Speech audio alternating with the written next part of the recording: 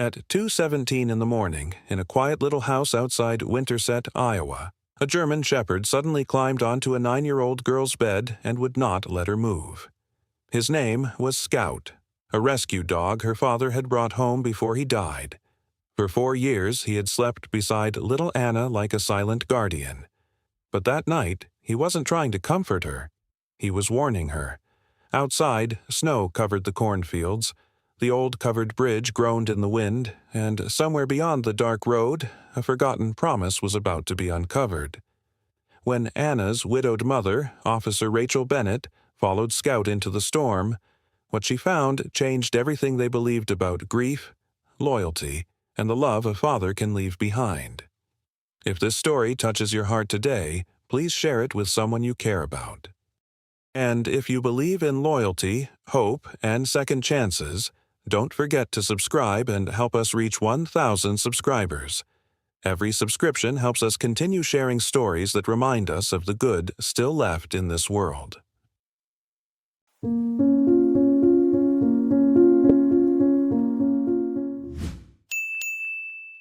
In late November, just after dusk, Winterset, Iowa settled beneath a pale winter sky, with bare cornfields, quiet roads, and an old covered bridge standing like a memory at the edge of town.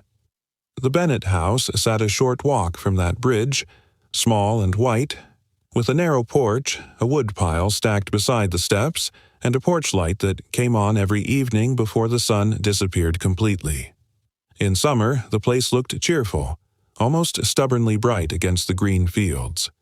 But in winter, when the wind moved across the open land and pressed against the windows, the house seemed to hold its breath. Officer Rachel Bennett knew that feeling well. Rachel was 37 years old, a police officer with the Winterset Police Department, and a widow who had learned how to keep moving even when part of her heart stayed behind. She wore her duty with discipline, answering calls, checking roads, helping neighbors, and standing steady when others needed someone calm.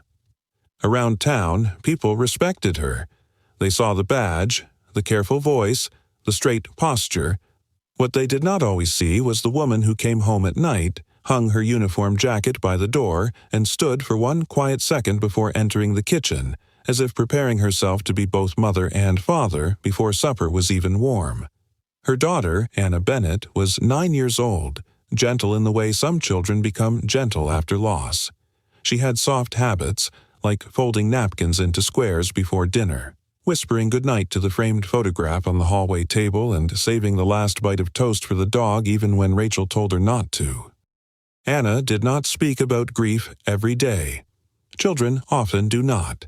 They let it appear in smaller ways, in the way they pause before Father's Day cards at the store, in the way they ask simple questions at impossible times, in the way they hold on to something that once belonged to the person they miss.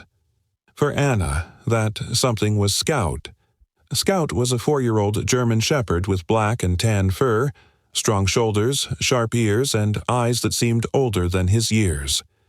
He had been brought into the Bennett family by Ethan Bennett, Anna's father, 4 winters earlier. Ethan had been a 38-year-old volunteer firefighter in Winterset, the kind of man who could fix a fence, calm a frightened child, and make a room feel safer just by stepping into it. He had found Scout at Cedar Grove Animal Rescue when the dog was only a motherless puppy, small enough to fit inside Ethan's coat and scared enough to shake at every sound. Ethan had come home that day with mud on his boots, rain on his shoulders, and a puppy tucked against his chest like a secret he could not wait to share. Anna had been 5 then. She had looked at the little German shepherd and asked, with the holy seriousness of a child judging a royal visitor, "Is he broken?" Ethan had smiled and said, "No, sweetheart, he's just waiting to be loved back together."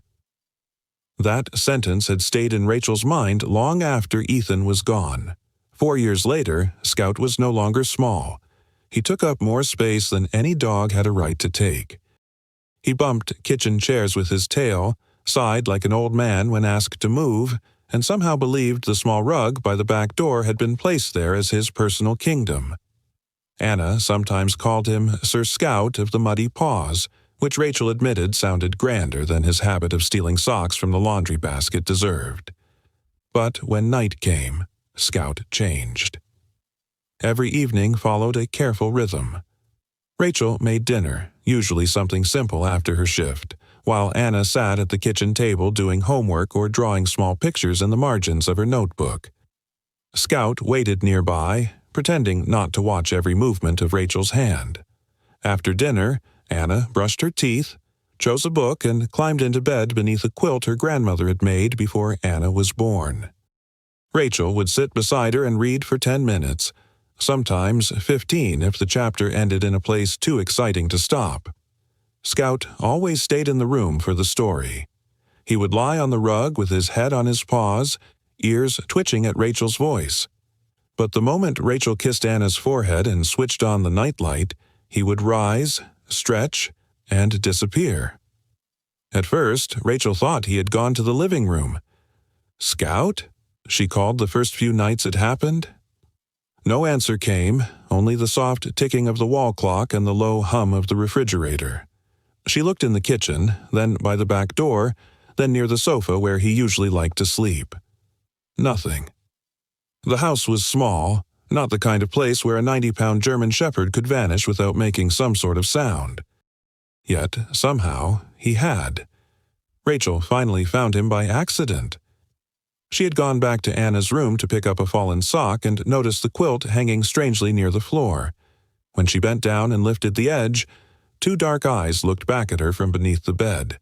Scout was lying there, curled into the tightest shape his large body could manage, his back pressed against the wall, his nose pointed toward the door.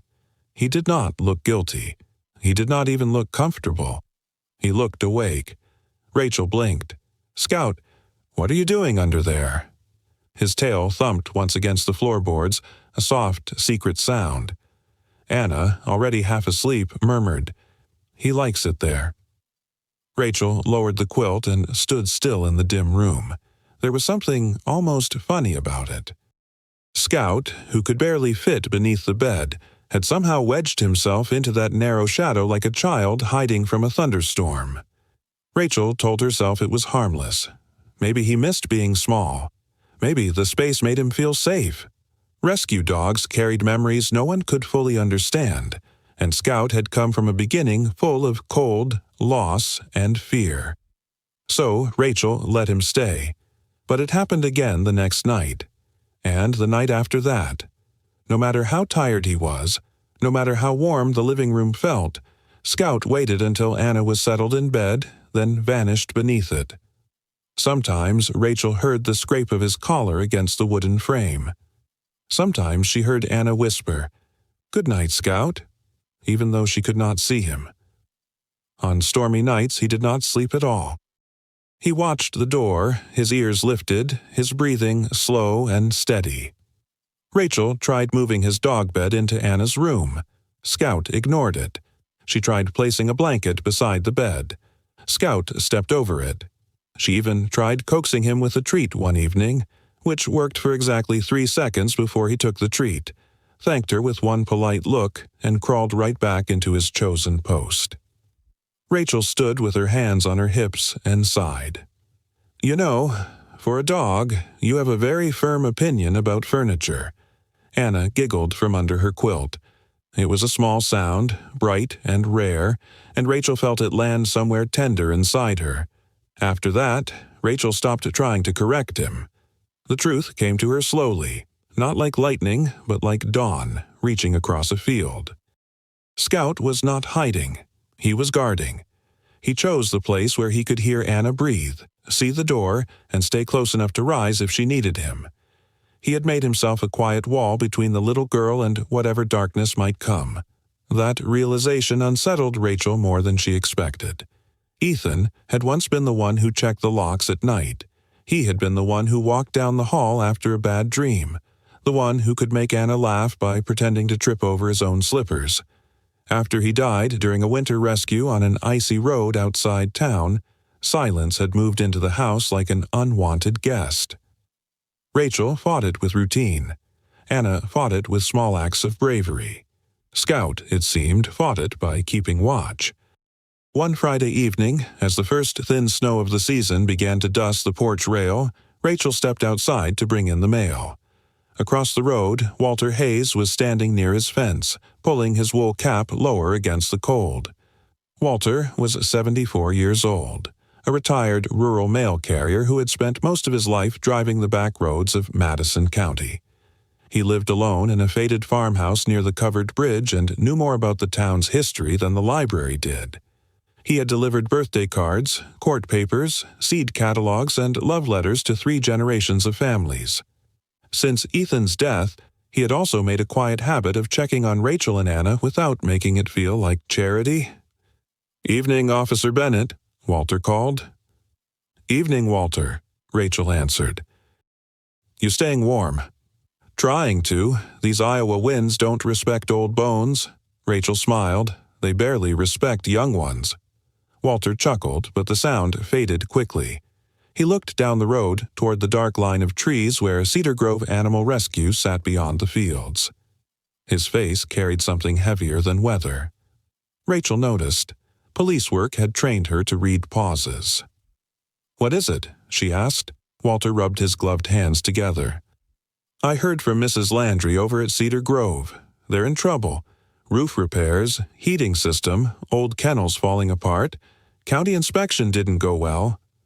Rachel held the mail tighter. "How bad?" Walter looked at her then, his eyes tired. "Bad enough that they may have to close if they can't raise the money soon." For a moment, Rachel said nothing. Cedar Grove Animal Rescue.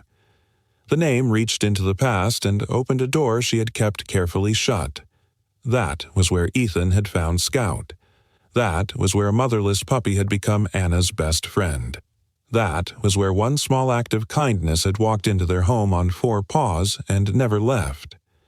Inside the house, Scout barked once, low and deep, as if he had heard the name through the walls. Rachel turned toward the window. Anna was visible through the glass, sitting at the kitchen table with her pencil in hand, while Scout stood beside her chair, alert and still.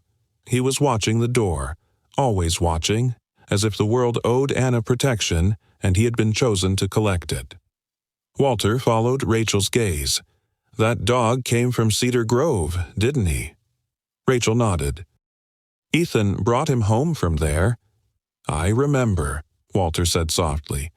"That little pup was all bones and ears. Ethan said he had a feeling about him." Rachel swallowed. Some memories were gentle until spoken aloud. Then they became sharp. "He was right," she said. Walter gave a slow nod. He usually was. The snow thickened, floating between them in small white flecks. Rachel looked once more toward the road leading out of town, toward Cedar Grove, toward a place she had avoided because it belonged too much to Ethan. Then she looked back through the window at Anna and Scout. That night, after Anna brushed her teeth and Rachel read from a book about a brave little mouse who believed he was much larger than he was, Scout waited in his usual place by the rug. When Rachel kissed Anna goodnight, Anna reached for her hand. "Mom." "Yes, sweetheart." "Do you think Scout remembers Dad?" Rachel looked at the German Shepherd. Scout's ears lifted at Ethan's old title as if memory itself had made a sound. "I think," Rachel said carefully, "Scout remembers love." Anna seemed to accept that. She settled beneath the quilt, and Rachel turned off the lamp. A minute later, in the soft blue glow of the nightlight, Scout lowered himself to the floor and pushed carefully under the bed. His body disappeared into the shadow, but his eyes remained visible, open and watchful. Rachel stood in the doorway longer than usual. For the first time, she did not see a nervous rescue dog hiding from the world. She saw a promise with fur and paws. She saw the last gift Ethan had carried home. She saw a guardian who had chosen his post beneath a child's bed and would not abandon it. Outside, snow gathered quietly on the porch steps and along the road to the old covered bridge. Somewhere beyond the fields, Cedar Grove Animal Rescue waited in the cold, its future uncertain. Inside, Anna slept, Scout watched, and Rachel felt the first faint pull of a truth she was not ready to face. Some promises do not end when a person dies. Some promises learn to breathe beside the bed of a little girl. Anna asked the question on a quiet Saturday morning, while the first real snow of the season softened the fields outside Winterset and made the old covered bridge look as if someone had laid a white blanket across its roof. Rachel Bennett was standing at the kitchen counter, pouring coffee into a chipped blue mug, when her daughter looked up from her cereal and said, "Mom, why does Scout always want to sleep so close to me?" The question was simple, but it reached Rachel in a place where simple things often hurt the most. Anna Bennett, 9 years old, still had a way of asking about grief without using the word. She asked it through the dog, through the old photograph in the hallway, through the spaces her father had once filled without trying. Scout, the 4-year-old German shepherd lying beside Anna's chair, lifted his head as if he knew the question had something to do with him. His black and tan coat shone faintly in the morning light, and his ears tipped forward with that serious attention he gave only to Anna. Rachel did not answer right away. She looked through the kitchen window toward the road that curved past their house and led toward Cedar Grove Animal Rescue. 4 years had passed, but memory could still walk through a door without knocking. She saw the afternoon again, gray with rain, the kind of Iowa rain that turned country roads soft and made the sky feel low enough to touch the barns. Ethan Bennett had come home just before supper, his volunteer firefighter jacket dark from the weather and his boots marked with mud. Ethan had been 38 then, a firefighter by calling, a husband by promise, and a father by every ordinary act that mattered. He was the kind of man who always noticed what others overlooked. A broken porch step, a child too quiet in a room, a stray dog at the edge of a parking lot. That day, he had pushed open the back door with one shoulder because both his hands were busy holding something inside his coat. Anna had been 5 years old, small enough to stand on tiptoe to see what he carried. Rachel remembered the little gasp her daughter made. It was not fear. It was wonder.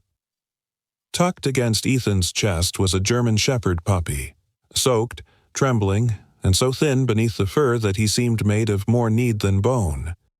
His ears were too large for his head, his paws too big for his body, and his eyes moved from face to face as if every sound might become a danger. He had lost his mother after a storm that had flooded the back kennels near Cedar Grove.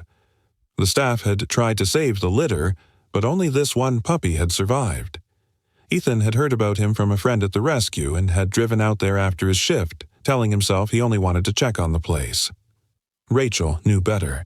Ethan could never simply check on a lonely creature and leave with empty hands.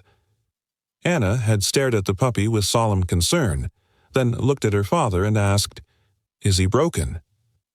Ethan had crouched down carefully, opening his coat just enough for the puppy's nose to peek out. "No, sweetheart," he said, his voice gentle. "He's just waiting to be loved back together." Anna took that answer seriously, as if her father had given her an important job. She knelt on the kitchen floor and held out one hand. The puppy sniffed her fingers, then sneezed so suddenly that Anna fell backward, laughing. Rachel had laughed too, though she had tried to pretend she was not already losing the argument. Ethan looked at her with the expression he used when he had made a decision and was only waiting for her heart to catch up. "He needs a home," he said. Rachel folded her arms and asked, "And I suppose he chose ours?" Ethan looked down at the puppy, who had already crawled halfway toward Anna's shoe. "I think he's considering it." They named him Scout that same evening. Anna first suggested Sir Wiggles, which Ethan said sounded like a dog who would demand his own throne. Rachel suggested something calmer, but the puppy had already begun nosing around the kitchen as if searching every corner for a map. Ethan watched him and said, "Scout." The name stayed. From that night on, the little dog became part of the Bennett home. He slept in a laundry basket lined with towels, though most mornings he was found pressed against Anna's bedroom door. He followed her from room to room with clumsy devotion. When Anna colored at the table, Scout chewed the corner of the rug. When Anna built towers from wooden blocks, Scout knocked them down with his tail and looked deeply surprised by the destruction. When Ethan read bedtime stories, Scout crawled onto Anna's lap, though he was never as small as he believed himself to be. Rachel told Anna some of this as the snow kept falling outside. She softened the funny parts because Anna loved them. She described how Scout once got his head stuck in an empty oatmeal box and walked backward across the kitchen until Ethan rescued him. She reminded Anna of the time the puppy tried to bark at his own reflection in the oven door and then hid behind her father's boots when the reflection barked back silently. Anna laughed into her cereal, and Scout wagged his tail at the sound, pleased by a joke he did not understand but fully supported. For a moment, the kitchen felt almost like it used to. Warm, ordinary, full of small noises that made a house feel alive. Then Anna's smile faded into something softer. Dad really wanted him to stay, didn't he? Rachel set her mug down. Yes, she said. He did. Anna touched Scout's head, running her fingers between his ears. Maybe Scout sleeps near me because Dad told him to take care of me. Rachel felt the words settle heavily in the room. She could have said that dogs did not understand promises in the way people did. She could have explained instinct, attachment, routine, all the sensible things. But Scout was looking at Anna with such quiet devotion that the sensible answer felt too small. Maybe, Rachel said, or maybe Scout learned what love looked like from your dad, and he never forgot. Later that afternoon, Rachel walked to the mailbox while Anna stayed inside with Scout. Walter Hayes was outside near his fence again, wearing his brown winter coat and a wool cap pulled low over his forehead. Walter, 74 years old and retired from decades of carrying mail along the rural roads of Madison County, had the patience of a man who had spent a lifetime watching seasons change from behind a windshield. He lifted one hand in greeting, but his face carried the same concern Rachel had seen the night before. "I talked to Cedar Grove this morning," he said when she reached the roadside. "It's worse than I thought." Rachel glanced back at the house, where Anna's shadow moved near the kitchen window. "The repairs?" she asked. Walter nodded. "The puppy wing is the worst part. Old roof, poor insulation, heating that barely holds through a cold night. That's the area Ethan wanted to rebuild." Rachel looked at him. "Ethan?" Walter's mouth tightened with regret, as if he had carried the words too long and disliked the weight of them. "He never told you?" Rachel shook her head. Walter looked down the road toward the fields, toward the rescue hidden beyond the bare trees. He had plans drawn up. Nothing grand, just a proper warm space for orphaned pups and nursing mothers. He said no little creature ought to start life shivering if a town had enough hands to fix it. Rachel felt the cold air move through her coat, but it was not the wind that made her still. "When was this?" "Not long before the accident," Walter said. "He asked me about old lumber, local donors, people who might help. He wanted it to be a surprise once he had enough lined up." The word surprise struck Rachel quietly. Ethan had loved surprises, but never flashy ones. He had brought home wildflowers from ditches, fixed neighbors' gates before they knew they were broken, and once spent 3 evenings repairing an old rocking chair because Anna had said it looked lonely in the garage. A puppy wing at Cedar Grove sounded exactly like him. Kindness with a hammer in its hand. Hope wearing work gloves. Rachel looked again toward the house where Scout now stood in the window beside Anna. The dog's head was level with the sill, his eyes fixed on Rachel and Walter as if he understood that the past had begun speaking outside. Walter cleared his throat. "I should have told you sooner. After Ethan died, it didn't seem right to bring it up. Then time went by, and you had enough to carry." Rachel did not blame him. She knew how grief made people careful around one another, sometimes so careful that important truths stayed buried. "Do they still have the plans?" she asked. Walter hesitated. "Some. Maybe not all. Cedar Grove has changed hands since then, and records were moved around. but I remember enough to know he meant it." Rachel nodded, though she did not trust herself to say much. Across the road, snow gathered on the fence rails, silent and patient. In the distance, the covered bridge stood over the creek like an old witness to everything Winterset had kept and everything it had lost. That evening, when Anna went to bed, Rachel did not rush through the story. She sat beside her daughter and read slowly while Scout rested on the rug, his head lifted, his eyes moving from Rachel to Anna and back again. When the chapter ended, Anna hugged the quilt to her chin. "Mom?" "Yes?" "I'm glad Dad brought Scout home." Rachel looked at the dog, then at her daughter, and felt the ache of that truth open and soften inside her. "So am I," she said. Scout rose then, circled once, and lowered himself near the bed. He did not crawl under immediately. Instead, he pressed his nose against Anna's hand, as he had done when he was only a shaking puppy learning that love could be safe. Anna smiled and whispered, "Good night, Scout." A moment later, he slipped beneath the bed, too large for the space but determined as ever, his body folded into the shadows, his eyes facing the door. Rachel stood in the hallway after turning off the lamp. She thought of Ethan driving through rain with a motherless puppy inside his coat. She thought of Cedar Grove, cold and failing at the edge of town. She thought of a promise her husband had made without telling her, and of the dog who seemed to be keeping another promise every night. The house was quiet, but it no longer felt empty in the same way. Something had begun to stir beneath the grief. Not peace, not yet, but a question. Maybe love did not end where loss began. Maybe it waited, like Scout under Anna's bed, patient and watchful until someone was ready to see it again. The night Scout climbed onto Anna's bed began with the kind of cold that made the whole house sound older than it was. Outside Winterset, Iowa, the fields lay dark beneath a thin frost, and the old covered bridge near the Bennett home stood half-hidden in drifting mist. The wind moved through the bare trees with a soft wooden creak, like someone slowly opening a door that should have stayed closed.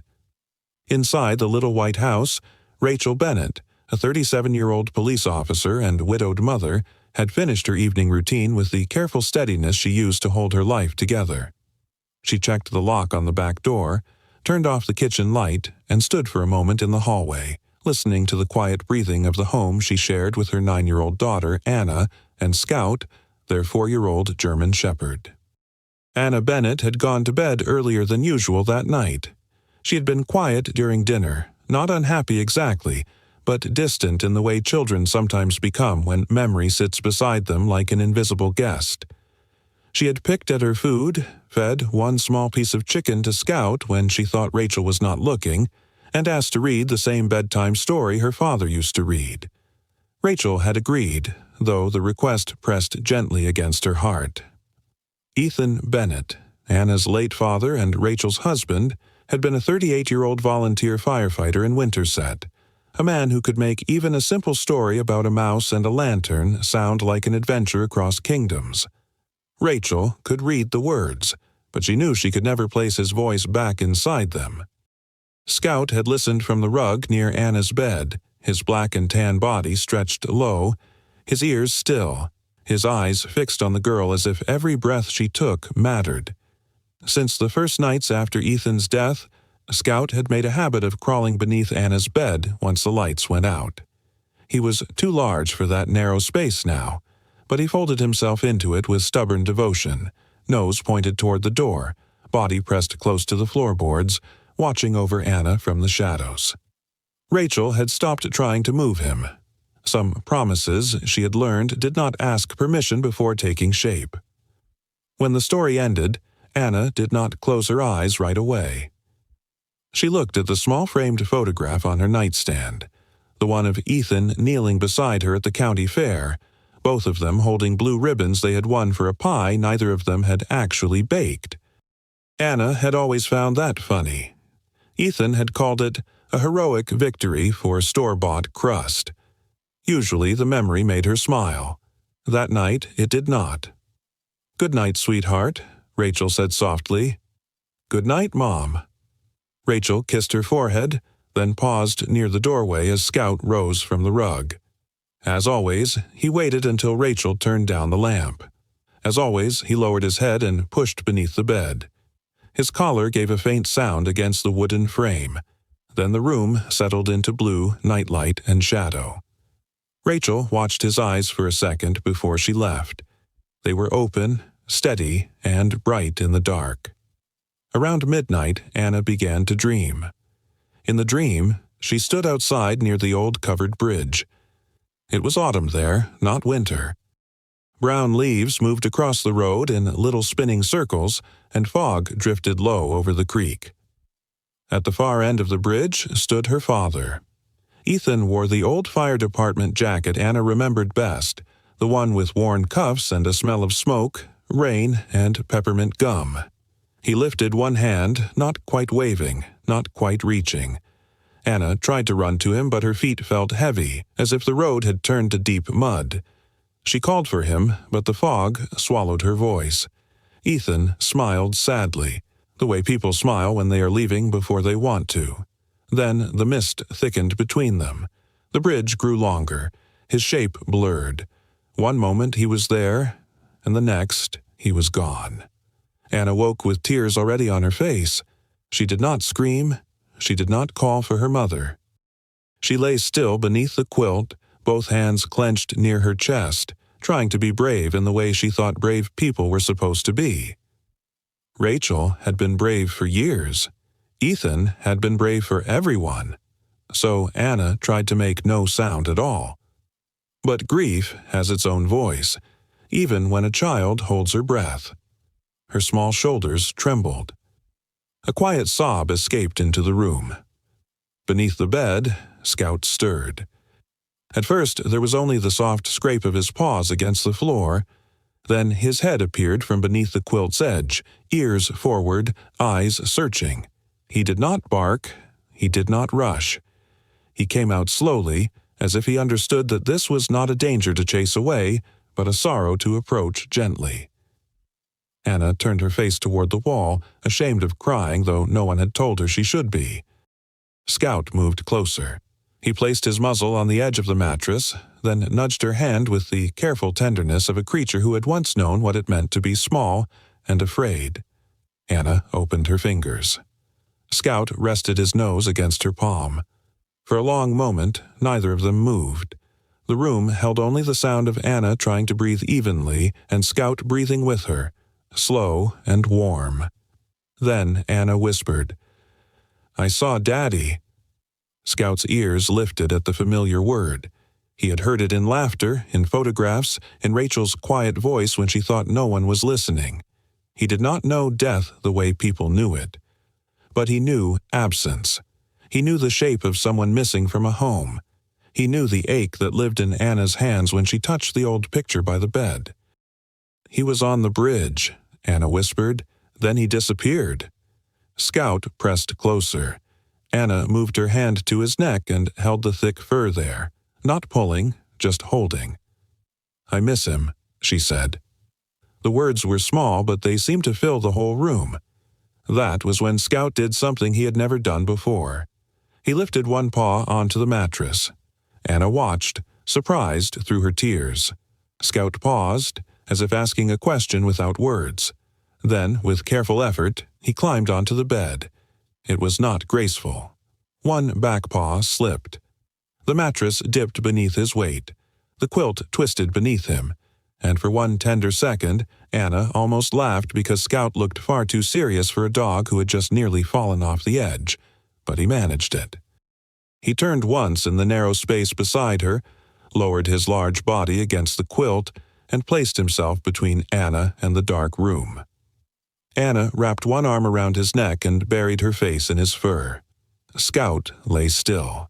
His body was warm, solid, and steady, like a living wall built not from stone, but from loyalty. Anna cried then, not loudly, not desperately, but in the quiet way a child cries when she finally feels safe enough to stop pretending. Scout did not move away. He let her grief pass through his fur, and when her breathing slowed, he rested his head near her shoulder. Rachel heard nothing until later. A mother learns the sounds of a house, and sometime before dawn she woke with the feeling that something had changed. She stepped into the hallway, wrapped in her robe, and looked into Anna's room. The nightlight still glowed blue. The quilt had shifted. Scout was no longer under the bed. For one sharp second, Rachel's heart tightened. Then she saw him. He was lying beside Anna, his head close to hers, his body curved around her like a shield. Anna's hand was tangled gently in his fur, her face peaceful after tears. Rachel stood in the doorway and did not speak. The sight was so simple that it broke something open inside her. Ethan had once stood in that same doorway on difficult nights. He had once crossed the room when Anna cried. Now Scout had done what no one asked him to do, what no one trained him to do, what love itself had taught him. The next morning, Anna said little about the dream. She only told Rachel that Scout had helped. From that night on, Scout no longer returned beneath the bed. When bedtime came, he waited until Anna settled under the quilt, then climbed carefully onto the mattress and stretched beside her. He never crowded her. He never left too soon.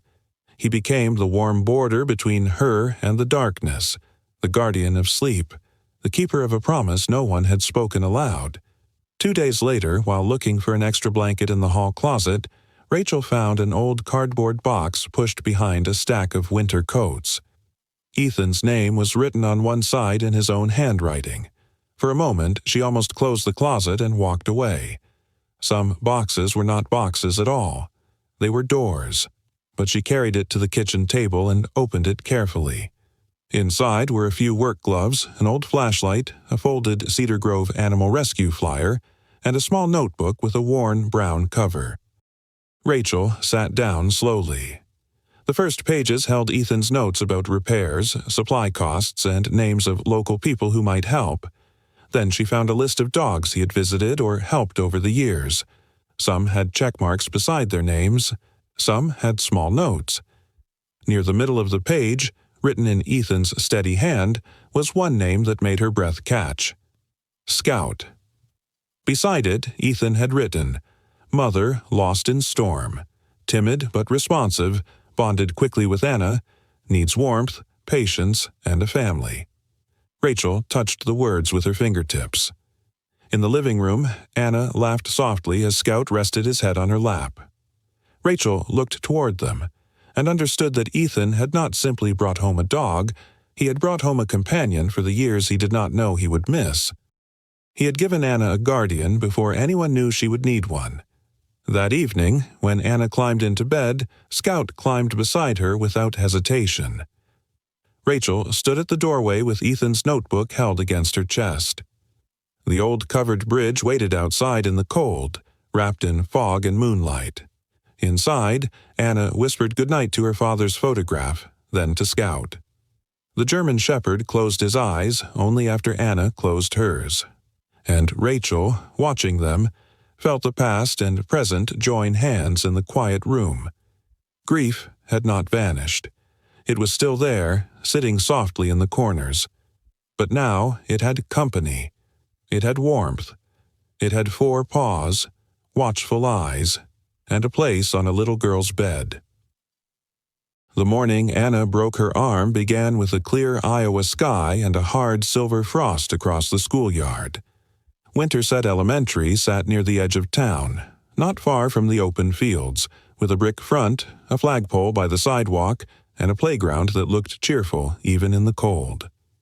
Anna Bennett, 9 years old, arrived with her backpack on one shoulder and Scout's fur still clinging to the sleeve of her coat.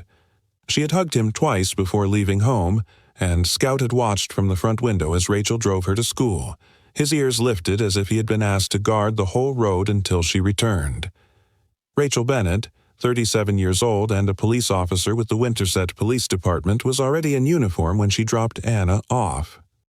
She kissed her daughter's forehead, reminded her to keep her gloves on during recess, and tried not to smile when Anna rolled her eyes with the seriousness of a child who believed 9 years old was nearly grown. Rachel watched Anna walk inside, small against the wide school doors, then drove toward town for her morning shift. It was supposed to be a routine day. A traffic complaint near the grocery store, a welfare check on an elderly resident, and paperwork waiting at the station like a stack of bricks with forms attached. By late morning, Anna was in physical education class. Mr. Paul Ramsey, a 45-year-old gym teacher at Winterset Elementary, had set up a simple relay game inside the gym because the field outside was too icy. He was a patient man who believed children learned courage in small, safe challenges. Anna was not the fastest runner in her class, but she tried hard, especially when her friends cheered for her. She rounded the cone near the far wall, sneakers squeaking on the polished floor, and reached out for the next marker. Her foot slipped at the edge of a rubber mat that had shifted slightly. She fell sideways, landing hard on her left arm. For 1 second, the gym went quiet. Then Anna cried out. Mr. Ramsey reached her first and knelt beside her, careful not to move the arm. Anna's face had gone pale, and tears gathered in her eyes even though she was trying to hold them back. Mrs. Helen Carter, the school nurse, a 62-year-old woman with a calm voice and many years of caring for frightened children, arrived with an ice pack and a steady hand. She spoke gently to Anna, told her to breathe slowly, and called Rachel right away. Rachel was at the station when her phone rang. She was sitting at her desk reviewing a report, while Deputy Mark Ellison, a 32-year-old officer who often worked the day shift with her, sorted patrol keys nearby. When Rachel saw the school's number, something inside her tightened before she even answered. "This is Officer Bennett." Mrs. Carter's voice was careful, which scared Rachel more than panic would have. "Rachel, Anna had a fall in gym class. She's awake, she's talking, but we think her arm may be fractured. We're taking her to Madison County Medical Center to be checked." Rachel stood so quickly her chair rolled back and struck the wall. "I'm on my way." The drive to the hospital was short, but it felt stretched thin by every fear Rachel had ever learned to carry. She kept both hands on the wheel and forced herself to breathe. She had answered accidents before. She had stood beside families in hallways, beside injured strangers on roadsides, beside people whose worlds had changed between one ordinary moment and the next. But this was Anna. Her Anna. The child who still whispered goodnight to her father's photograph. The little Girl Scout watched over as if heaven itself had assigned him the task. At the hospital, Anna sat on an exam bed with her arm supported by a temporary sling. Her face was streaked with tears, but when Rachel entered, she tried to straighten her shoulders. "I'm okay, Mom," Anna said quickly. Rachel crossed the room and held her gently, careful of the injured arm. "You don't have to be okay right this second." Dr. Linda Marsh, a 50-year-old emergency physician at Madison County Medical Center, examined the X-ray and explained that Anna had a mild fracture. It would heal, but she needed a cast and rest. Anna listened bravely, nodding at the right moments, though her mouth trembled when the doctor mentioned a few weeks without running or climbing. Rachel stayed beside her through the casting, smoothing Anna's hair and telling her she was doing well. Anna chose a light blue cast because it reminded her of winter mornings, and because, she said softly, her dad would have called it sky armor. The words nearly undid Rachel. Ethan Bennett, Anna's late father, had always found a way to make pain less frightening. A scraped knee became a warrior badge.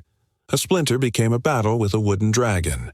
A bad cold became a royal order to drink soup and command the couch. Rachel tried to do the same, but sometimes she felt like an understudy reading lines from a play Ethan had performed by heart. When they finally returned home, Scout was waiting at the front window. The moment Rachel opened the door, he came forward, but he did not jump.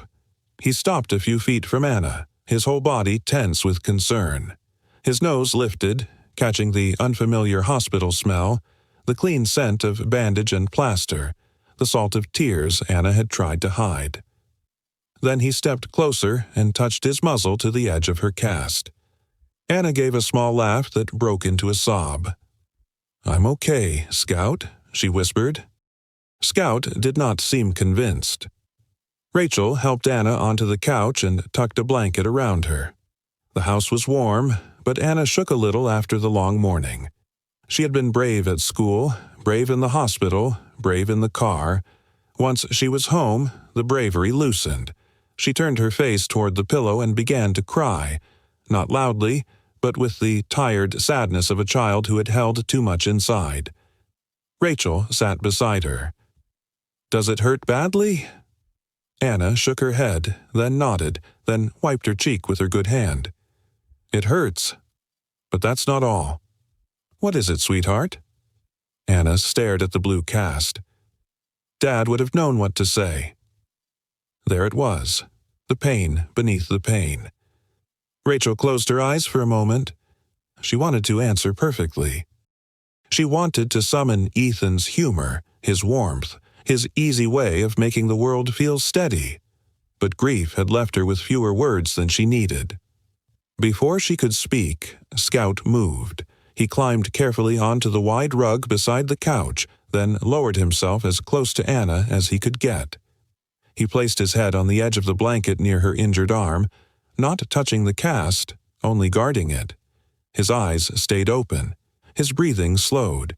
He ignored the food in his bowl, the squirrels moving beyond the window, and the back door he usually asked to go through in the afternoon. For hours he stayed there. Anna's crying softened. Her good hand found the fur between Scout's ears.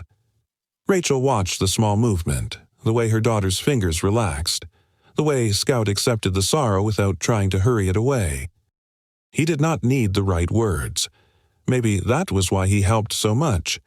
He did not ask Anna to be strong. He simply stayed. Late in the afternoon, while Anna slept on the couch and Scout remained beside her like a guard at a queen's chamber, a knock came at the door. Rachel opened it to find Walter Hayes standing on the porch. Walter, 74 years old and a retired rural mail carrier, held an old cardboard box against his chest. His coat was dusted with snow, and his expression carried the careful kindness of someone bringing news from the past. "I heard about Anna," he said. "Is she all right?" "Mild fracture," Rachel answered. "She'll heal." Walter nodded with relief. "Good. I brought something. Found it in one of the storage rooms at Cedar Grove. Thought you should have it." Rachel hesitated, then let him in. They set the box on the kitchen table. Inside were old rescue files, a folded blanket, and a photograph sealed in a plastic sleeve. Rachel lifted the photo and felt the room grow quiet around her. Ethan was in it, crouched near a kennel holding a tiny German Shepherd puppy inside his jacket. Scout. His ears were too big, his body too thin, and his eyes looked frightened but fixed on Ethan's face. Beneath the photo was a small paper note, written by someone at the rescue. Rachel read it slowly. Last surviving pup from storm abandonment case. Mother deceased, needs patient home. Responds to gentle handling. Walter's voice was soft. Ethan read that note 3 times before he took Scout home. Said the little fellow looked like he was waiting for someone who wouldn't walk away. Rachel looked toward the living room. Scout had not moved from Anna's side. The same puppy who had once needed warmth was now giving it. The same lonely creature Ethan had rescued was guarding the child Ethan loved most. Rachel understood then, more clearly than before, why Ethan had chosen Scout. It was not pity. It was recognition. Ethan had seen a life that had lost its first shelter and still wanted to trust. Maybe he had known that love could build a family from broken beginnings. Maybe he had known Anna would one day need a friend who understood loss without being taught. That evening, Anna woke and found Scout still there. She smiled sleepily and whispered, "You stayed." Scout lifted his head just enough to look at her, then rested it back beside the blanket. Rachel stood in the kitchen doorway, the old photograph in her hand. The house was quiet, but not empty. Pain had entered that day through a school gym floor and a small broken bone. Yet beside it came something stronger, something steady and warm. A dog who would not leave. A memory that did not fade. A father's choice, still protecting his daughter 4 years later. Rachel Bennett loved Scout more than she allowed herself to say. She loved the way he waited by the window before Anna came home from school, the way he carried one of Anna's socks around the house like a royal treasure, and the way he rested his head on the edge of the couch whenever Anna's broken arm began to ache. But Rachel had learned to be careful with love. After Ethan died, love no longer felt like a warm room with the lights on. It felt like a door she had opened too wide once, only to have a winter rush in and take almost everything. By the second week after Anna's accident, the house had settled into a new routine. Anna's light blue cast had become part of daily life. Rachel helped her button coats, tie shoes, and carry school books. Scout followed both of them with grave attention, as if the cast were a fragile bird that might fly away if no one watched it closely enough. He slept beside Anna every night now, no longer under the bed, his large body stretched along the edge of the mattress like a living guardrail. Anna seemed comforted by it. Rachel was too, though she rarely admitted that even to herself. Work became Rachel's shield. At the Winterset Police Department, she took extra patrol hours without being asked. She checked icy roads before dawn, answered neighbor disputes, helped stranded drivers, and filed reports late into the evening. People called her dependable. Her supervisors called her steady. Rachel accepted those words because they were easier to hold than lonely, frightened, or tired. A uniform gave her shape when grief made everything inside her feel loose. A badge gave her purpose when home felt too full of memories. But Anna noticed more than Rachel realized. Children often learn silence from the adults they love. Anna watched her mother smooth every feeling into order. She watched Rachel smile quickly when someone mentioned Ethan, then change the subject. She watched her tuck away old photographs, not because she wanted to forget, but because remembering took strength she did not always have. Slowly, Anna began doing the same. When her arm hurt, she said it was fine. When she missed her father, she said she was only sleepy. When Rachel asked what was wrong, Anna shrugged and leaned closer to Scout. Scout never believed the shrug. One evening, the sky over Winterset turned lavender before dark, and the fields beyond the Bennett house lay still beneath a crust of snow. Rachel came home late from a long shift, tired down to her bones. She found Anna sitting on the living room floor with Scout beside her, a picture book open across her knees. The book was one Ethan used to read, its corners worn, its pages softened by years of little hands. Anna was not reading aloud. She was staring at one page, her good hand resting on Scout's neck. Rachel hung her coat by the door. "You should be in bed soon." "I know," Anna said. Her voice was quiet, not disobedient, just far away. Rachel moved closer and saw the picture on the page. It showed a father carrying a lantern through a dark forest while a small child followed. It was only an illustration, but some pictures know how to become knives. Rachel sat in the chair across from her. "Does your arm hurt?" "No." "Are you upset?" Anna hesitated. Scout lifted his head and looked from Anna to Rachel, as if waiting for the truth to be invited into the room. Anna finally said, "Mom, Scout doesn't make me forget Dad." Rachel went still. Anna looked down, rubbing a thumb along the edge of her cast. "Sometimes I think you don't like when I talk about him, so I talk to Scout instead." The words landed softly, but they changed the air. Rachel felt no anger, only a deep, sudden ache. She had spent years trying to protect Anna from grief, only to discover she had taught her daughter to hide it. "That's not true," Rachel said, though even as she spoke she knew it was not completely honest. "I mean, I do want you to talk about him." Anna looked up. "But it makes you sad." Rachel drew in a slow breath. Outside, the wind moved along the porch with a low whistle. Scout shifted closer to Anna, resting his chin on her knee. "Yes," Rachel said, "it does, but that doesn't mean you did anything wrong." Anna's eyes filled, not with fear this time, but with the fragile relief of a child hearing permission to be honest. "Scout helps me remember Dad without hurting so much," she said. "When he sleeps next to me, it feels like something Dad loved is still staying with me." Rachel had no answer ready. Some truths ask only to be received. She looked at Scout, at the dog Ethan had carried home from Cedar Grove as a shivering, motherless puppy, and saw again how love had moved through their family. Ethan had loved Scout back to trust.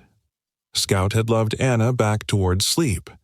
Anna, in her quiet wisdom, had understood something Rachel had resisted for 4 years. Love did not disappear after loss. It changed shape and stayed where it was needed. Rachel slid from the chair to the floor and sat beside her daughter. Anna leaned into her, carefully because of the cast. For the first time in a long while, Rachel did not try to make the moment neat. She did not say everything would be fine. She did not cover the sadness with a lesson. She simply put her arm around Anna and let the silence be honest. "I miss him too," Rachel whispered. Anna nodded against her shoulder. Scout pressed his head into both of them, which made Anna laugh through her tears. "He thinks this is a group hug," Anna said. Rachel smiled, and the smile felt rusty but real. Knowing Scout, he probably thinks he started it. That small joke did what grief sometimes needs most. It opened a window, not wide, but enough for air. The next morning, Walter Hayes came by with a folded paper tucked inside his coat. Walter, 74 years old and a retired rural mail carrier who had become the Bennett's quiet guardian from across the road, stood on the porch with his cap in his hands. Rachel knew from his expression that he had not come only to ask about Anna. "It's Cedar Grove," he said after she invited him into the kitchen. "They have 30 days. Rachel set 2 mugs of coffee on the table, though Walter barely touched his. 30 days until what? Until they have to close the damaged wing or shut down entirely. Heating repairs, roof work, kennel walls, inspection requirements. They can't keep patching it with hope and old boards." Rachel looked toward the living room, where Anna was teaching Scout to balance a pencil across his paws. Scout was not cooperating, but he looked deeply proud of the effort. Walter unfolded the paper. It was a notice from Cedar Grove Animal Rescue, plain and practical, but Rachel felt the weight beneath every line. The rescue that had saved Scout might soon have nowhere safe for the next frightened puppy. The place tied to Ethan's kindness, his notebook, his unfinished plan, was running out of time. "I'm too old to fix it myself," Walter said. There was no self-pity in his voice, only truth. "I can still make calls. I can still ask around. But I can't climb roofs or rebuild kennel walls. Ethan could have rallied half the town with one phone call." He paused, then added gently, "You might be the only one who can get people to listen now." Rachel looked away. There it was, the choice she had been avoiding. Cedar Grove was not just a building with leaks and broken boards. It was Ethan's unfinished promise. To help meant walking straight into memories she had spent years stepping around. It meant saying his name in public. It meant opening boxes, making calls, asking for help, and admitting that something he loved still mattered to her. It meant risking more attachment, more hope, more pain. "I don't know if I can do that," she said. Walter nodded slowly. "I understand. But maybe you don't have to do it all at once. Maybe you just start by not looking away." After he left, Rachel stood at the kitchen sink for a long time. Through the window she could see the old covered bridge, the road beyond it, and the winter fields stretching pale beneath the morning light. Behind her, Anna laughed as Scout finally gave up on the pencil and gently stole it instead.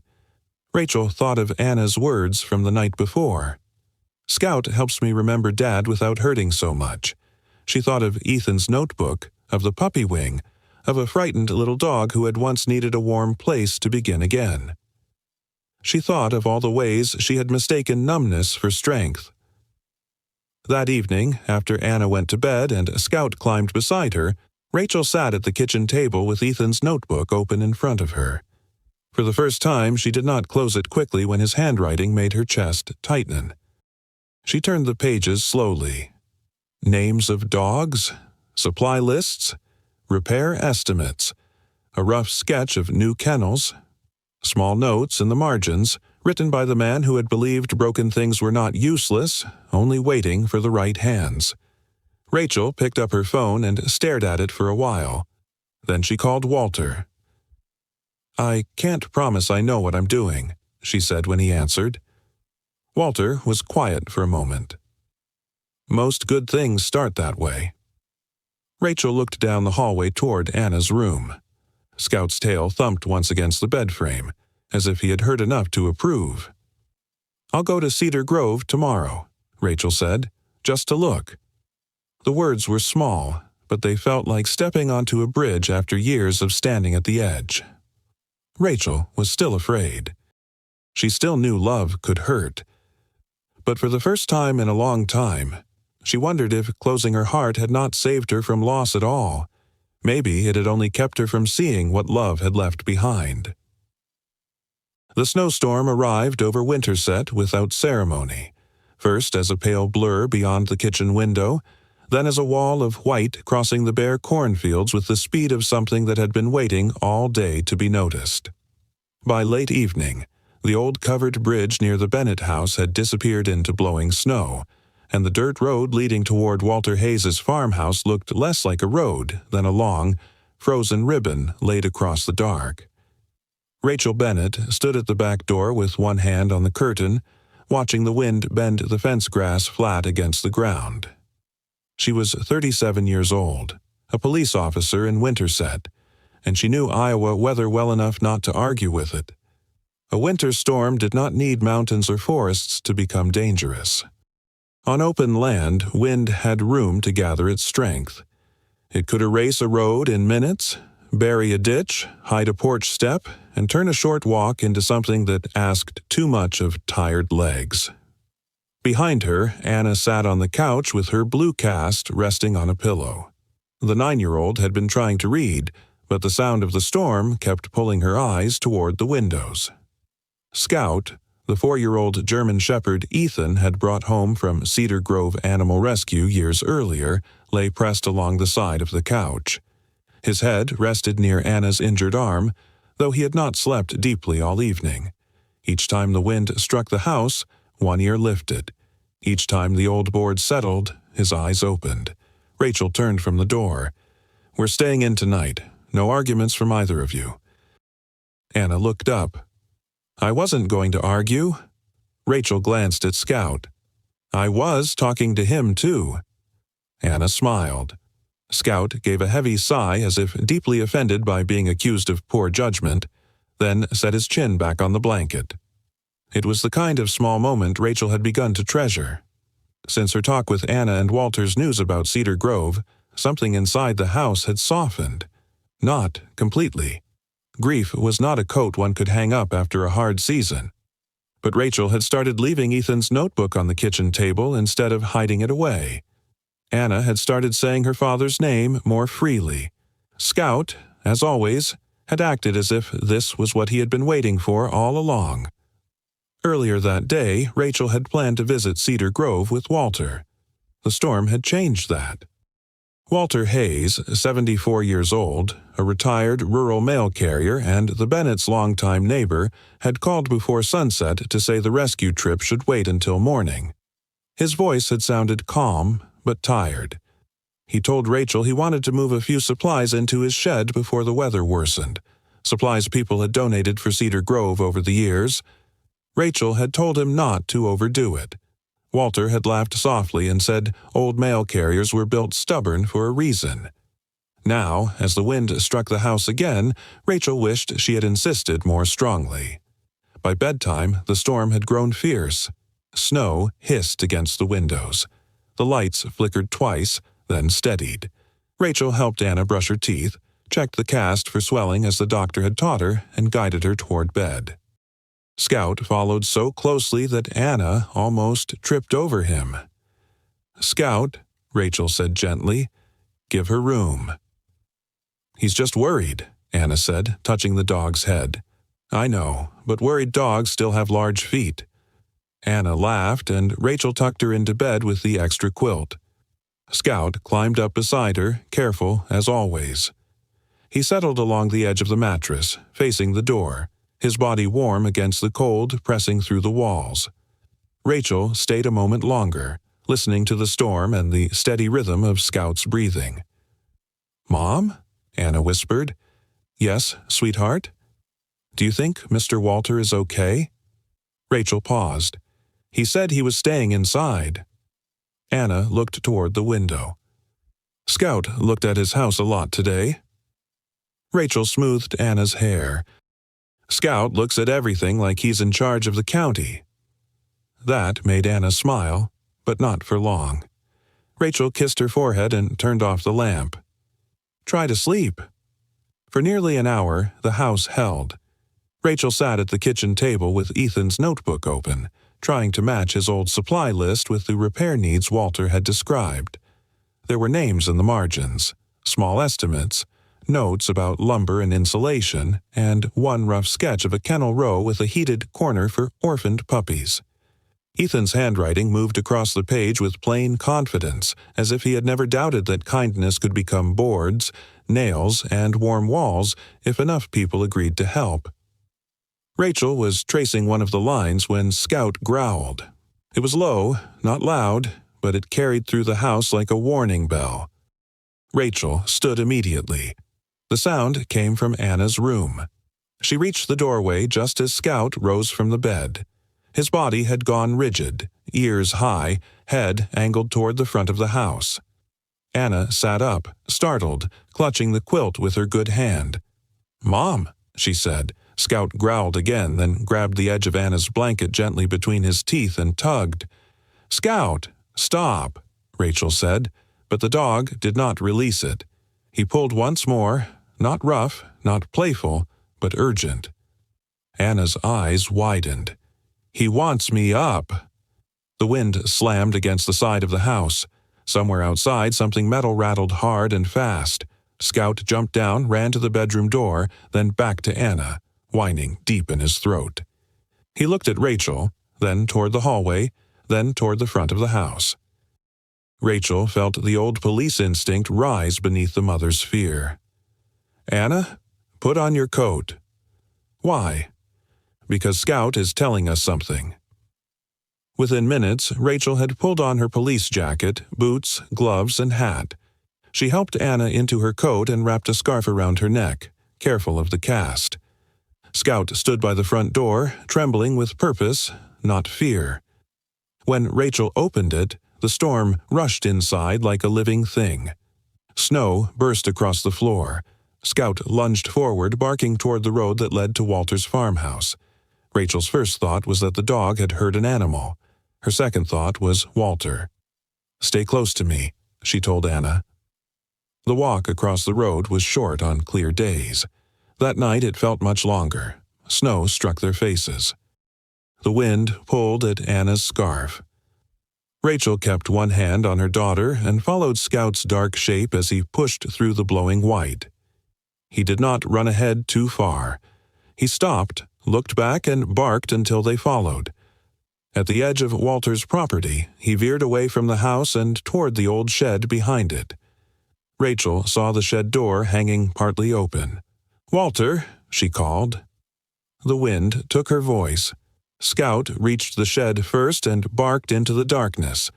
Rachel pulled the door wider and shone her flashlight inside. Walter lay on the floor beside a stack of tarps and wooden boards, one hand gripping his side, his wool cap fallen nearby. His face was pale, but his eyes opened when the light found him. "Rachel?" he rasped. She hurried to him. "Don't move. What happened?" "Slipped," Walter said, breath uneven.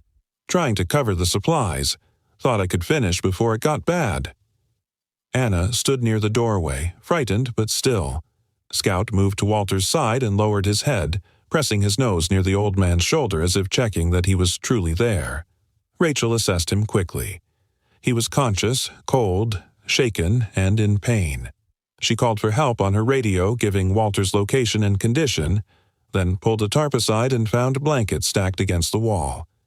She wrapped one around him and kept her voice calm, the voice she used at accident scenes and icy roads, the voice that told panic it had no authority here. While they waited, her flashlight swept across the shed. That was when she saw what Walter had been trying to protect. Against the far wall were stacks of lumber, carefully sorted and labeled. Beside them sat rolled insulation, boxes of screws, old tools, and several folded sheets of paper sealed inside a plastic bag. Rachel reached for the papers and opened them with gloved hands. Her breath caught. They were Ethan's plans. Not just rough ideas from the notebook, but fuller drawings for the Cedar Grove puppy wing, simple kennel layouts, heating notes, names of local donors, a list of people who had promised materials, time, or money. Some names were crossed out, some had question marks. At the top of one page, Ethan had written, Cedar Grove Warm Room Project, for the little ones who start with nothing. Rachel stood there in the shed, snow blowing behind her, Walter shivering at her feet, Anna watching from the doorway, and Scout pressed close like the dark guardian who had led them there. The past no longer felt buried. It had been waiting in this cold little building, under tarps and dust, protected by an old man who had not known how to finish what Ethan began. Walter saw the papers in her hand. "I meant to show you," he whispered, "just kept thinking there'd be a better time." Rachel looked at him, then at Scout. If the dog had not woken Anna, Walter might have stayed there through the freezing night. The supplies might have been ruined. Ethan's plans might have disappeared beneath snowmelt and cold. "There's never a perfect time," Rachel said softly, "but this one will do." The distant sound of emergency lights began to glow through the storm, red and blue flickering against the white. Anna reached for Scout with her good hand, and he leaned into her while still watching Walter. Rachel folded Ethan's plans carefully and held them close beneath her jacket. Outside, the storm kept raging across the Iowa fields, but inside that old shed, something had been found that the wind could not take. A man had fallen. A dog had warned them. A promise had surfaced from the dark. And Rachel knew, with a certainty that warmed her more than any blanket, that she could no longer look away from Cedar Grove. The ambulance took Walter Hayes away through the storm with red lights flashing softly against the snow, and for a moment Rachel Bennett believed the night had finally given them all it meant to give. Walter, 74 years old and a retired rural mail carrier who had spent his life watching over the back roads of Madison County, was cold and shaken, but alive. He had been lifted carefully from the shed, wrapped in blankets, and carried toward safety while the wind still pushed hard against the farmhouse walls.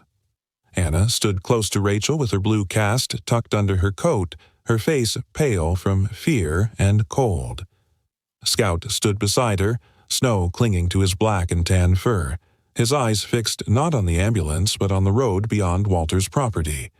Rachel noticed it because Scout was never careless with attention. The 4-year-old German shepherd had led them to Walter when no one else knew the old man had fallen. He had barked into the storm with a certainty Rachel could not explain. Now, instead of calming, he grew more restless. His ears lifted. His body leaned toward the open fields. He whined once, low and urgent, then stepped toward the road that led past the covered bridge and out toward Cedar Grove Animal Rescue. "Scout," Rachel called, "come here."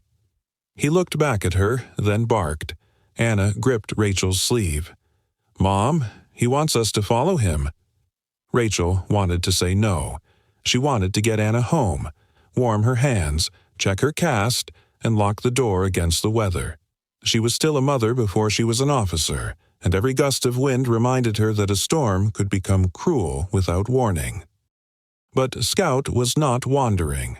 He was asking. No, he was insisting. His paws stamped once in the snow, then he turned again toward the road. Rachel looked at the folded plans under her jacket. the pages Ethan had prepared for Cedar Grove years before. Then she looked toward the dark line of the road where the rescue sat beyond the fields. Something in her chest tightened with a strange, reluctant understanding. "All right," she said, "but we do this carefully." Deputy Mark Ellison, a 32-year-old Winterset police officer who had responded to Rachel's call about Walter, stepped closer from his patrol car. He was steady, practical, and used to trusting Rachel's judgment. "You want me with you?" Rachel nodded. "Scout may be leading us to Cedar Grove. Walter said supplies were meant for the rescue. If the storm damaged anything there, they may need help."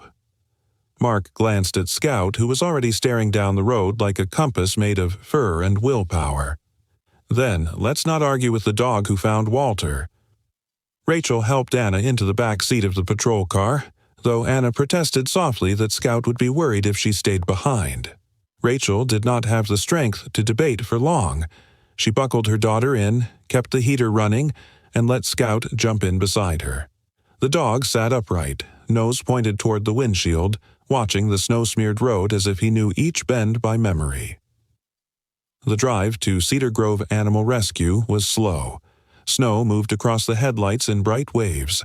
The open Iowa fields gave the wind room to run, and the patrol car rocked slightly with each strong gust. Anna stayed quiet, one hand resting on Scout's back. Rachel could see them in the rearview mirror, the little girl with a healing arm, the German shepherd who had once been a motherless puppy, and behind them, the faint red glow of Mark's patrol lights following close. Cedar Grove appeared out of the snow as a low group of buildings beyond a line of bare trees. The rescue was small, weathered and tired-looking even in good daylight. Tonight, it looked as if the storm had pressed it to its knees. A section of metal roofing over the older kennel wing had peeled upward, clattering in the wind. Snowmelt and icy rainwater had run down into the side entrance, turning the ground near the kennels into a dark mess of slush and mud. One security light flickered above the main door. Scout began barking before Rachel had fully stopped the car. A woman ran from the front building, holding a flashlight. "Officer Bennett," she called over the wind. Rachel recognized her from the Cedar Grove flyer. Marlene Price was 58 years old, the director of Cedar Grove Animal Rescue, a woman who had spent more than 20 years caring for abandoned animals in Madison County. Her coat was thrown over pajamas, and her face carried the exhausted fear of someone trying to hold a failing place together with both hands. "Marlene, what happened?" Rachel asked. "The roof lifted over the puppy wing. We moved most of the dogs earlier, but 3 pups were brought in this afternoon from a farm outside town. I thought they were safe in the small back room. Now the door is jammed and I can hear them crying." Scout pulled toward the kennel wing with such force that Rachel barely held his collar. Anna stepped from the car, clutching a bundle of towels Rachel had grabbed from the trunk. Rachel almost told her to stay inside, but Anna's face had changed. Fear was still there, but beneath it was purpose. "I can help keep them warm," Anna said. Rachel looked at the cast, then at her daughter's eyes. "You stay under the awning. You do not go near the broken roof." Anna nodded at once. "I promise." Mark called for backup and the volunteer fire crew. Within minutes, headlights began appearing through the snow. Chief Dale Mercer, a 49-year-old volunteer firefighter and longtime friend of Ethan's, arrived with 2 other firefighters and a toolbox in hand. Dale had worked beside Ethan on winter rescues years before, and when he saw Rachel standing at Cedar Grove with Scout straining toward the damaged wing, he seemed to understand more than she said. "Tell me where," Dale said. Scout showed them. He moved through the slush, barking toward the old puppy wing, then stopped in front of a warped side door half blocked by fallen trim. His paws sank into the muddy snow. Wind tore at the loose roof above him, but he did not back away. He stood in front of the stuck entrance, body squared, voice sharp and constant, until Dale's flashlight found the gap near the bottom of the door. From inside came a thin cry. Anna heard it and pressed a towel to her chest. "They're scared." Marlene's voice shook. "They're only a few weeks old." Rachel felt the past and present fold together. Scout had once been one of those tiny voices, cold, motherless, waiting for someone to come through a door. Dale and Mark worked quickly. They pulled away broken trim, loosened the warped frame, and used a pry bar to widen the gap without shaking the damaged roof. Rachel held Scout back, though every muscle in the dog's body wanted forward. He whined, then barked again, his eyes never leaving the dark opening. At last, the door gave with a deep wooden groan. Marlene went in first, followed by Rachel with a flashlight. The back room smelled of wet straw, old wood, and frightened animals. In the corner, beneath a small heat lamp that had gone dark, 3 puppies huddled together in a blanket. They were mixed-breed pups, tiny and shivering, their eyes barely open. Rachel lifted the first one, then the second. Marlene gathered the third against her coat. Outside, Anna waited beneath the awning, just as she had promised. Her cheeks were red from the cold, but her voice was soft and steady. "It's okay, little ones. You're safe now. Scout found you." She helped wrap each puppy in a towel with her good hand. Scout lowered his nose toward them and became suddenly still. He sniffed gently, then gave one quiet breath, almost like a sigh. Anna smiled through tears. He knows. Rachel believed she did too. When the puppies were carried into the main building and placed near portable heaters, the rescue began to fill with people. Firefighters secured the roof as best they could for the night. Mark helped move crates away from leaking walls. Marlene made calls with shaking hands. Neighbors arrived with blankets, flashlights, and old farm coats, because word traveled fast in a small Iowa town, especially when a child, a widow, and a German shepherd were standing in the storm for a place that had once saved them. Near the old office, Rachel found Ethan's notebook in her coat and opened it to check the repair sketch against the damaged wing. A loose page slipped from between 2 blank sheets and fell at her feet. She bent to pick it up. The handwriting was Ethan's. The page looked worn at the fold, as if it had once been tucked away and forgotten. Rachel read the final line once. Then again. "If one day I'm not here, let Scout remind them that family is where we protect one another." The room blurred. For a few seconds, Rachel heard only the wind and the soft sounds of the rescued puppies breathing in their towels. Ethan had written those words before anyone knew how soon they would matter. He had left no grand speech, no perfect instruction for grief. Only this, a sentence simple enough for a child to understand, and strong enough to carry a woman through a storm. Anna came beside her with Scout at her hip. "Mom?" Rachel showed her the page. Anna read it slowly, her lips moving over each word. Then she looked down at Scout, who leaned against her good side, tired but steady. "Dad knew," Anna whispered. Rachel put an arm around her daughter and held the page close. Outside, the snow still fell across Cedar Grove. The roof was damaged, the walls were cold, and the rescue was far from saved. But the puppies were alive. Walter was safe. The town had begun to arrive, and Scout, once the smallest survivor of a storm, had led them through another one. Rachel looked at Cedar Grove's tired walls and Ethan's final words, and for the first time, she did not feel as if she were standing alone before an impossible task. She was standing inside a promise, and promises, she was beginning to learn, could call a whole town home. By morning, the storm had passed over Winterset, leaving the Iowa fields buried beneath a clean white silence. The covered bridge near the Bennett house stood in the pale sunrise with snow along its roof and icicles hanging from its wooden beams, as if the old town landmark had survived the night and was now keeping watch over everything that remained. Roads were still rough, fence lines were half buried, and cedar trees bent beneath the weight of ice. Yet by noon, the story had already begun moving from porch to porch, from the diner counter to the hardware store, from the school office to the church basement. Scout had led Rachel Bennett through the storm. He had helped save Walter Hayes. Then he had led them to Cedar Grove Animal Rescue, where 3 frightened puppies had been pulled alive from the damaged wing.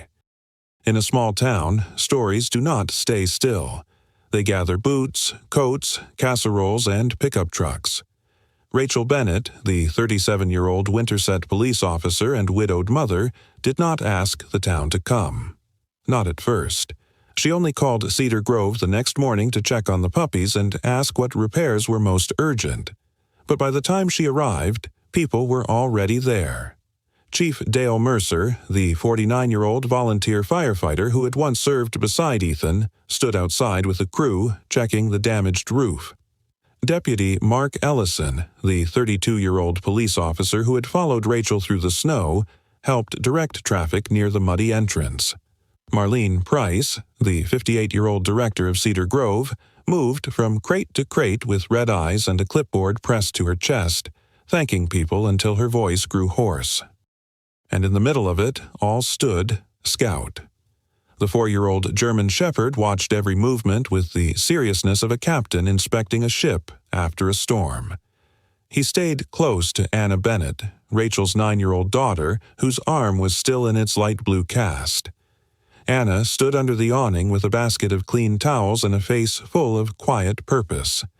She could not lift boards, climb ladders, or carry heavy bags of feed, but she could wrap a shivering puppy. She could speak softly to nervous dogs. She could look at creatures who had started life afraid and make them feel seen. Walter Hayes came back from the hospital 2 days later with bruised ribs, strict instructions to rest, and absolutely no interest in being treated like glass. Walter, 74 years old and a retired rural mail carrier, arrived at Cedar Grove in a neighbor's truck, wrapped in a heavy coat and carrying a thermos of coffee he insisted was for everyone else. Rachel tried to tell him he should be home. Walter looked at the damaged kennel wing, then at Ethan's plans spread across a folding table, and shook his head. "I spent half my life delivering mail through snow," he said. "I can sit in a chair and point at lumber." So that became his job. Walter sat near the entrance, one blanket over his knees, directing volunteers with the authority of a man who knew every road, every family, and every old barn in Madison County. If someone needed spare nails, Walter knew who had them. If someone needed a space heater, Walter knew which church stored extras. If someone asked where Ethan had meant to put the warm room, Walter tapped the plans and said, "Right there." He wanted morning light through that window. The name came later, but it felt as if it had been waiting all along. At the town meeting held inside Cedar Grove's main room, Marlene stood before volunteers, neighbors, firefighters, officers, and families who had adopted dogs from the rescue over the years. Rachel stood near the back with Anna and Scout. She did not want attention.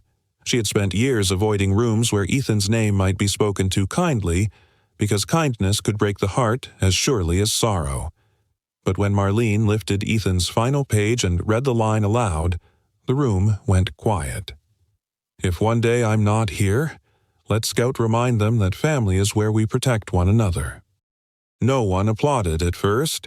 They simply breathed together under the weight of it. Then Dale Mercer removed his cap.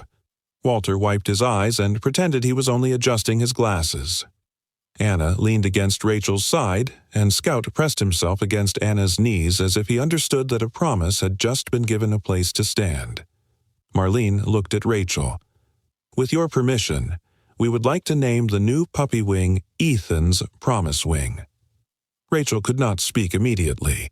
She looked at the old walls, the repaired roof, the volunteers with cold hands and warm faces, and the little puppies sleeping beneath fresh blankets. Then she looked at Scout, the dog Ethan had once carried home inside his coat. "Yes," she said softly. "He would have loved that." The weeks that followed did not erase grief. They did something better. They gave it work to do. The people of Winterset raised money through bake sales, church donations, a school art night, and a simple jar on the diner counter labeled for Cedar Grove. Farmers brought lumber. Retired carpenters brought tools. Teenagers painted walls under careful supervision and managed to paint nearly as much of themselves as the kennels. Anna declared this part very professional, which made Walter laugh so hard Rachel worried about his ribs. By early winter, Ethan's promise wing stood warm and clean, with strong kennel doors, proper insulation, safe heating, and a small reading corner near the window. A photograph of Ethan holding Puppy Scout was placed on the wall, not as a shrine to sadness, but as a reminder of what one quiet act of kindness could become. Beneath it, Marlene added a smaller photo of Anna reading to 3 rescued puppies while Scout lay beside her chair, his eyes half closed but his ears still listening. Walter no longer lived as quietly as he once had. He became Cedar Grove's honorary caretaker, though everyone knew the title mostly meant he drank coffee, gave advice, and told stories that began with, "Back when your road was still gravel." He checked the puppy wing every morning, made sure donations were logged, and kept Ethan's plans folded carefully in a frame by the office. For a man who had spent years alone across the road from memory, he now seemed surrounded by purpose. Anna came often after school. Her cast was removed as winter deepened, leaving her arm a little stiff but healing. She sat in the reading corner of Ethan's promise wing with picture books on her lap, reading to puppies who did not understand every word but understood her voice. Scout always came with her. Sometimes a puppy would crawl over his paw or bite gently at his ear, and he would look at Rachel with great patience as if asking why the younger generation had no respect for retired heroes. Rachel began to smile more, not all at once, not in a way that made people say she was better, as if grief were a cold that had finally passed. She smiled in small, honest moments.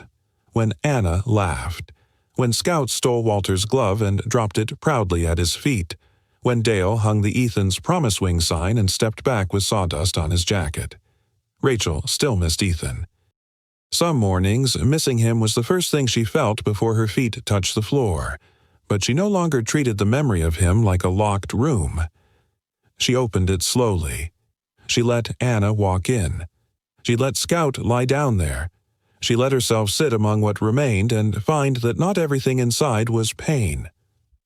One evening, after the wing was finished and the town had settled into the softer quiet that follows good work, Rachel drove home with Anna and Scout.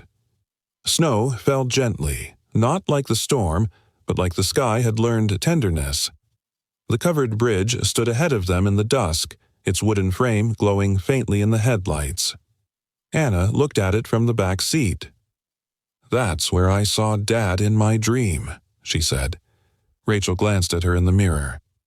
"Does it still scare you?" Anna thought for a moment. Scout rested his head against her shoulder, older now in the way loyal dogs become older not by years, but by how much of our hearts they carry. "No," Anna said.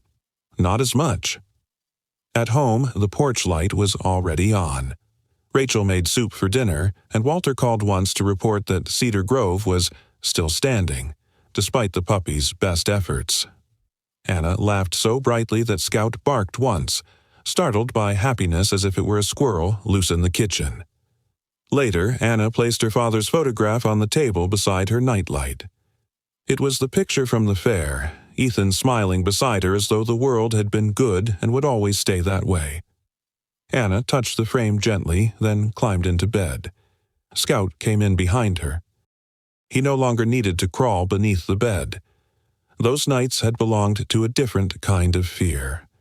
Now he climbed up slowly, turned once, and settled beside Anna with his head near the arm that had healed. His body still formed a warm wall between her and the dark, but the room no longer felt like a place under siege. It felt watched over. It felt loved. Rachel stood in the doorway. For a moment, she saw everything at once. Ethan carrying a trembling puppy through rain. Anna crying after a dream. A Scout pulling them through snow. Walter alive because one dog refused to be quiet. Cedar Grove warm again because a town remembered how to protect its own. The pieces did not remove the loss. They made a path through it. Anna looked toward her mother. "Mom? Yes, sweetheart?" "Do you think Dad knows we're okay?" Rachel stepped into the room and sat on the edge of the bed. Scout lifted his eyes, then placed his head back down, satisfied that his people were gathered. Rachel brushed Anna's hair from her forehead. "Yes," she said. "I think he knows, and I think he's very proud." Anna smiled, small and peaceful. "Of Scout, too?" Rachel looked at the German shepherd, at the dog who had once been rescued and had somehow spent his life rescuing them back. "Especially Scout," she said. Outside, snow drifted across the fields of Winterset and settled on the roof of the old covered bridge. Inside the little white house, the hallway light stayed on, soft and golden. Anna closed her eyes. Scout kept watch beside her. Rachel stood in the doorway a moment longer, no longer afraid of the love that filled the room. Ethan was gone. That truth remained. But his love had not vanished. It had become a rescue wing, a repaired roof, a child's laughter, an old man's second purpose, and a German shepherd sleeping beside a little girl as if guarding the last bright ember of a promise. And in that quiet room, beneath the winter sky of Iowa, the Bennett family finally understood that some goodbyes are not endings. Some goodbyes become guardians. In the end, Scout was never just a dog sleeping beside a little girl. He was a living reminder that love does not always leave when someone we love is gone. Sometimes love stays behind in quiet ways. It stays in a dog who refuses to leave a child alone at night. It stays in a mother who finally learns that remembering does not have to mean breaking. It stays in a town that chooses to rebuild what one good man never had the chance to finish. Rachel learned that grief was not something she had to lock away. Anna learned that missing her father did not mean losing him all over again. Walter found purpose when he thought his useful days were behind him. And Scout, once a frightened puppy with no mother and no home, became the guardian of a family, a promise and a place where other lost animals could begin again. This story reminds us that healing rarely arrives all at once. Sometimes it comes softly, through small acts of loyalty, through a warm body beside the bed, through a neighbor who still cares, through a memory that stops hurting long enough to become a blessing. And maybe that is the heart of this story. Family is not only the people we are given. Family is also the ones who stay, protect, and love us back to life when the world feels cold. What did you think of Scout, Anna, and Rachel's journey? Have you ever had an animal who helped you through a difficult season in your life? Please share your thoughts and your own story in the comments below. We would love to hear from you.